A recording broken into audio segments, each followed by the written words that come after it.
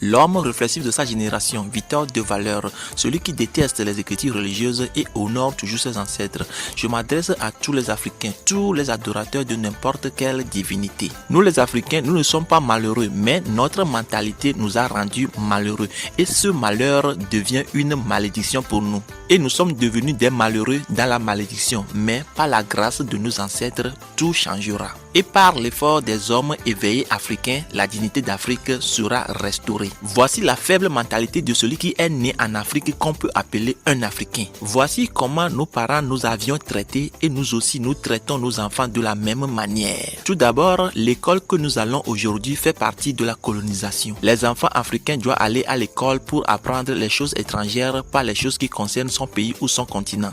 Beaucoup de matières et des devoirs inutiles qu'il ne peut jamais utiliser lorsqu'il sera grand. Un enfant africain doit être élevé dans une religion. Ceux qui sont des chrétiens veulent que leurs enfants soient des chrétiens. Ceux qui sont des musulmans veulent que leurs enfants soient des musulmans. Ceux qui sont des animistes veulent que leurs enfants soient des animistes. Et l'enfant doit commencer par prier dans sa religion pour pouvoir bien accomplir ses études et trouver un bon travail dans lequel il peut gagner énormément d'argent pour satisfaire ses besoins. Comme notre mentalité nous a rendus malheureux et nous vivons dans la malédiction, voici nos besoins. Ce que nous demandons à Dieu dans les églises, dans les mosquées et dans l'animisme. Devant le Dieu tout-puissant dans l'église, l'Africain très malheureux, lui, il demande de l'argent.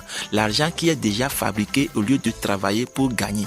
La même chose comme dans les mosquées, l'Africain demande de l'argent à Dieu. La même chose dans l'animisme, l'Africain demande de l'argent à ses ancêtres. L'Africain, après avoir gagné de l'argent, il pense aller en Occident, construire des maisons et acheter des voitures. Et c'est ça la grande évolution d'un Africain et également la fin de sa vie, ce qui est très malheureux et cela continue de génération en génération. Tous les Africains qui prient dans les églises, dans les mosquées, que ce soit dans l'animisme en demandant de l'argent à Dieu, pour pouvoir satisfaire leurs besoins comme aller en Occident, construire des maisons, acheter des voitures, c'est qu'ils sont des hommes inutiles pour l'Afrique.